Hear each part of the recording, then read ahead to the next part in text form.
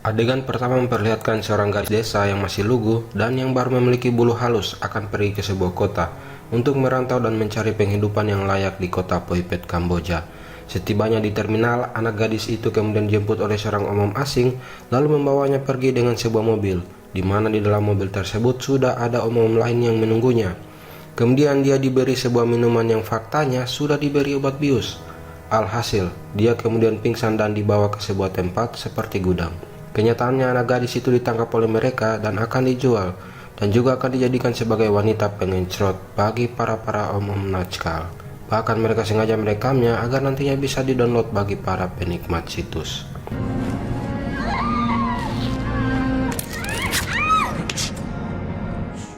Di sisi lain, diperlihatkan seorang polisi Kamboja yang bernama Tony sedang menyamar dan masuk ke sebuah hotel dan berencana ingin membeli seorang anak gadis yang masih MHM untuk dikencrot kapan saja. Namun bos sang penjual wanita kencrot itu justru menyuruh Tony agar melakukannya sekali di depan mereka. Wow. Mendengar hal itu, Tony akhirnya berpura-pura akan melakukan permintaan bos kencrot itu, namun berbalik menghajar para makelar wanita di tempat itu hanya dengan sebuah ban pinggang saja, dan kemudian menjatuhkan bosnya dari lantai tertinggi di hotel itu. Tony pun akhirnya membebaskan anak gadis itu serta memberikannya sejumlah uang. Scene berpindah ke sebuah restoran, di mana ada sebuah keluarga mafia yang sedang merayakan ulang tahun anaknya yang bungsu.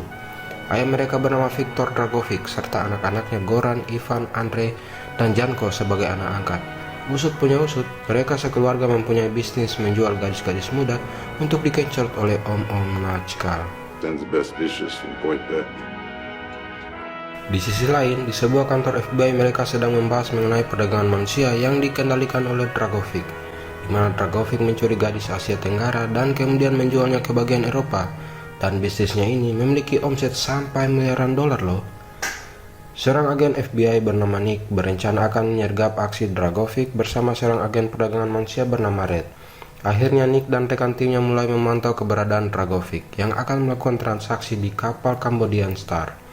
Terlihat Dragovic dan anaknya Andre telah tiba di lokasi. Namun setelah Dragovic membuka salah satu kontainer yang berisi asetnya, didapatinya semua anak gadis yang akan diperdagangkan sudah mati dan bahkan sudah busuk. Dragovic pun akhirnya marah dan menghajar anak buahnya itu hingga menyuruh Andre untuk membunuhnya. Namun Andre kelihatannya tak mampu melakukannya dan akhirnya ayahnya Dragovic menggantikannya dan menembak anak buahnya itu. No, please.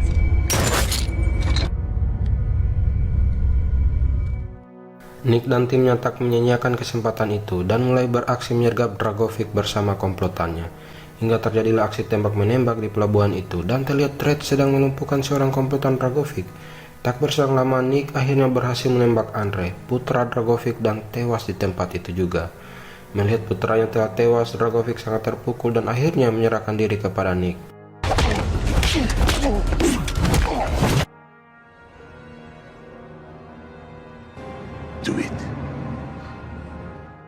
Akhirnya Dragovic berhasil ditangkap dan dibawa untuk diperiksa. Dan faktanya, walaupun Dragovic ditangkap langsung bersama barang buktinya, namun dia berhasil lolos dari tuduhan tersebut dan akhirnya Dragovic dibebaskan.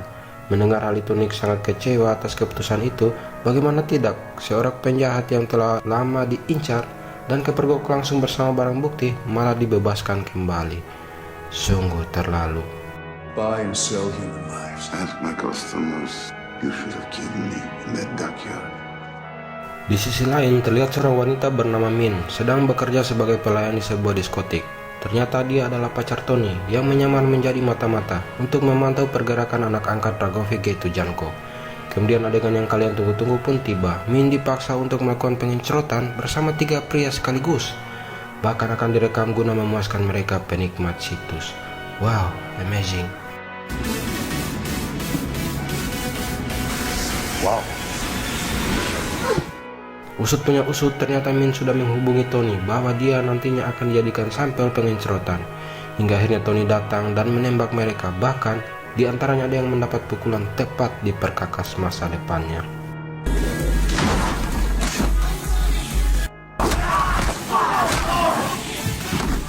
Scene berpindah kepada Nick yang baru saja tiba di rumahnya selesai kantor, menyempatkan diri untuk menemui bahkan bercanda dengan putri satu-satunya itu. Terlihat Nick sangat menyayangi putrinya itu yang bernama Sofia, dan juga Rosa yang adalah mamanya Sofia. Adegan yang kalian tunggu-tunggu pun tiba. Papa dan mama Sofia akhirnya bertarung di atas kasur.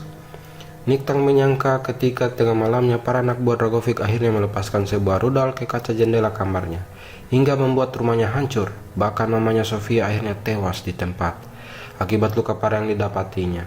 Terlihat Sofia masih hidup, namun dibawa oleh mereka yang nantinya akan dijual sebagai gadis-gadis cerot-cerotan.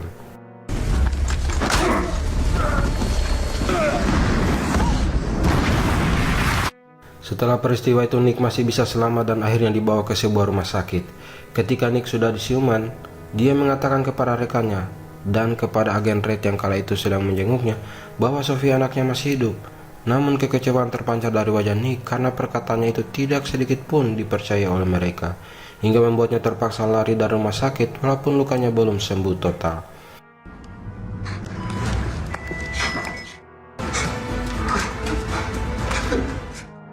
Setelah lari dari rumah sakit, ternyata Nick kembali ke rumahnya untuk mengambil sebuah foto Sofia yang masih tersisa dan sebuah shotgun, lalu pergi ke sebuah klub untuk mencari informasi mengenai sebuah tempat penjualan anak-anak gadis dan berpikir mungkin anaknya Sofia juga berada di sana. Namun sesampainya di sana dia tak mendapatkan apa-apa, hingga membuatnya geram dan akhirnya meledakkan klub itu dengan sebuah bom molotov.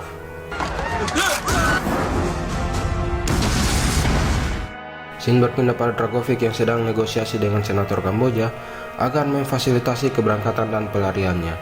Mula-mula senator tersebut tidak mau membantu Dragovic, namun Dragovic mengancam senator itu mengatakan akan membeberkan foto pengincerotannya kepada istri, anak, bahkan kepada publik Kamboja. Akhirnya senator itu dengan terpaksa mengikuti kemauan Dragovic.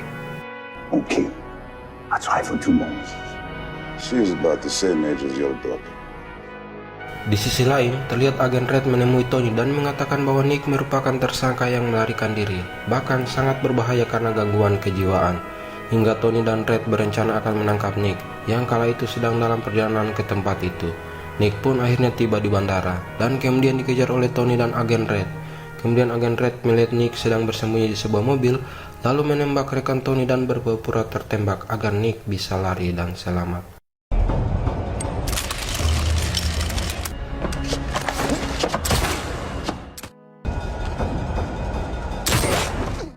Mendengar tembakan, Tony langsung lari menemui rekannya, namun hal menyedihkan pun terjadi. Rekannya sudah tewas dan agen Red terlihat lemas karena terkena tembakan sendiri. Lalu agen Red mengatakan bahwa Nick yang melakukannya karena sekarang Nick sudah menjadi gila. Kayaknya agen Red ini ingin mengadu domba ya. Mendengar akan hal itu, Tony naik pitam dan langsung mengejar Nick dan terjadilah aksi kejar-kejaran di daerah itu.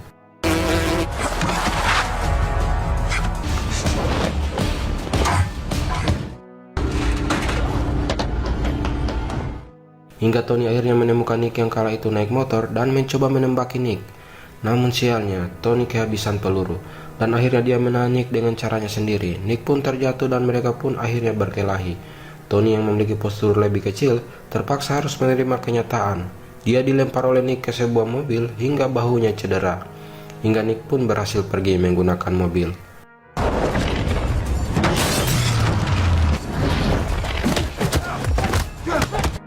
Scene berpindah, terlihat Tony sedang berada di sebuah mobil bersama dengan agen Red dan akan menuju ke diskotik tempat tujuan Nick. Lalu dia mencoba menelpon pacarnya Min yang kala itu sedang bekerja di diskotik. Ternyata agen Red memperhatikan gerak-gerik Tony. Dia berencana mencari tahu siapa sih mata-mata Tony yang selalu memberikannya informasi. Nick pun akhirnya tiba lebih dulu dan langsung masuk ke ruangan pemilik diskotik tersebut. Ternyata Nick menemukan pemilik diskotik tersebut sedang melakukan pengincerotan. Melihat pemilik diskotik sudah akan mencapai titik puncaknya, Nick kemudian menghajarnya dan menanyakan keberadaan Janko. Namun sang pemilik diskotik terus ngebacot hingga membuat Nick akhirnya membunuhnya dengan sebatang sumpit.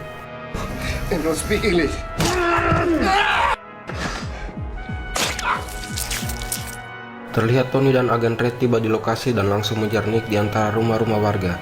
Nick yang sudah terpojok akhirnya menyandra pemilik gudang padi dan mengatakan kepada Tony bahwa dia tidak membunuh rekannya dan dia hanya ingin mencari keberadaan Dragovic. I didn't kill that cop. I just want Victor. Namun salah satu anggota gudang menimpakan padi kepada Nick, hingga Tony memanfaatkan kesempatan itu untuk menendang Nick. Mereka pun terlibat adu jotos satu sama lain.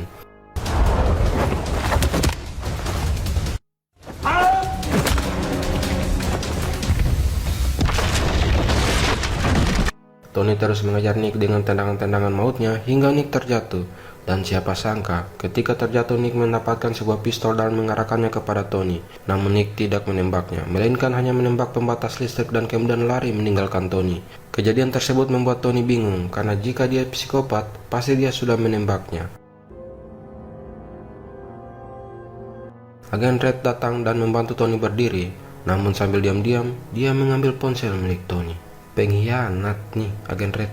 Setibanya di diskotik, Agen Red memeriksa daftar panggilan Tony dan bermaksud mencari tahu siapa mata-mata Tony yang selalu memberikan informasi kepada Tony. Alhasil, Agen Red akhirnya menemukan orangnya. Ternyata dia adalah Min, pacar Tony. Melihat akan hal itu, Agen Red akhirnya menghubungi Ivan, salah satu putra Dragovic, dan memberitahu bahwa ada mata-mata di diskotik yang dia kendalikan. We'll send someone for her now. Found out who's leaking the information to the police. Terlihat Nick sudah tiba di sebuah pergudangan tempat Janko, sang anak angkat Dragovic, menjalankan bisnis haramnya. Nick bermaksud ingin bersembunyi bersama para gadis-gadis yang disandra. Namun salah satu anak buah Janko mencoba menceroti anak-anak itu, hingga membuat Nick naik pitam dan langsung menghajar mereka, yang pada akhirnya sebuah tembakan terlepas dari seorang anak gadis dan membuat seluruh anak buah Janko terpusat ke tempat itu.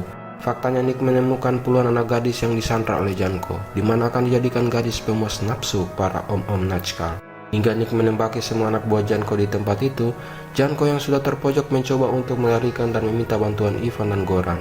Namun sialnya, Ivan malah menembak Janko. Father would never! Ternyata Tony juga mengetahui lokasi Janko melalui CCTV di diskotik. Hingga dia berangkat dan tiba bersama Agen Red, akhirnya Tony bisa menodong Nick. In a month! I told you I didn't kill him.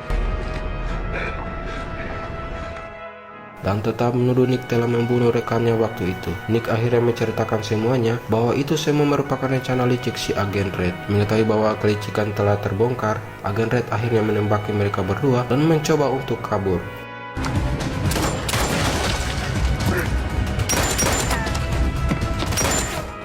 Mengetahui fakta yang sebenarnya, Tony akhirnya mengejar Agen Red dan mereka pun terlibat adu jotos di sebuah gudang. Ternyata Agen Red sangat terlatih, di mana semua tendangan maut Tony bisa dilumpuhkannya. Agen Red terlihat ganas saat kacamatanya terlepas dan Tony menjadi bulan-bulanan pukulannya, hingga Tony akhirnya melepaskan jurus lutut yang selama ini dipendamnya dan membuat Agen Red terlempar dan lehernya terkena serpihan kaca jendela.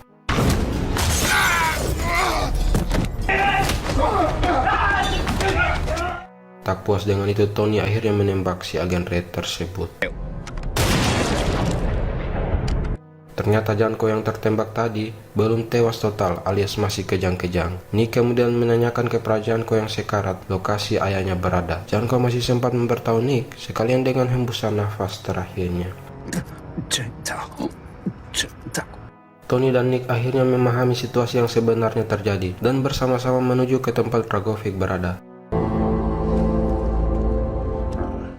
Kemudian di suatu tempat seperti pangkalan militer, terlihat Min, sang kekasih Tony, sedang disandra oleh Dragovic. Tak disangka si kakek Dragovic mengikat tangan Min dan langsung memegang titik Min dari belakang. Hahaha. Namun setelah memegang titik Min, Dragovic malah menamparnya dan mengatakan bahwa Min sudah merupakan barang rusak dan tak layak jual. Loh. Kemudian terlihat senator Kamboja yang sedang mempersiapkan pelarian Dragovic menggunakan helikopter, dan saat itu juga Min akan dieksekusi oleh salah satu anak buah Dragovic. Namun tak disangka-sangka, sang pangeran datang menyelamatkannya. Bahkan helikopter yang akan ditumpangi Dragovic akhirnya meledak karena terkena rudal yang diluncurkan oleh Nick. Goran pun tewas terkena rudal dan tersisa Ivan dan ayahnya beserta beberapa anak buahnya.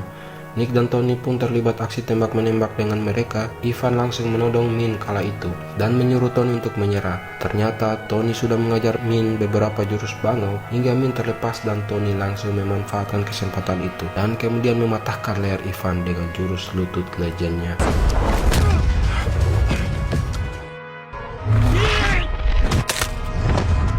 Di Di sisi lain, terlihat Nick sedang bertarung dengan Dragovic. Di sela pertarungan itu, Nick mencoba menanyakan keberadaan anaknya Sofia kepada Dragovic. Kenyataannya, Dragovic malah mengejeknya dan berkata bahwa dia tak akan bertemu dengan anaknya lagi. Mendengar hal itu, Nick langsung termenung dan sedih, bahkan lesu. Bahkan dia tak lagi fokus ketika Dragovic menusuknya. Dan parahnya, Dragovic mengatakan bahwa Sofia merupakan barang bagus untuk dipasarkan. Seketika itu, power Nick langsung up dan kemudian berbalik menusuk Dragovic. Akhirnya Dragovic tewas dan meledak bersama helikopter di tempat itu.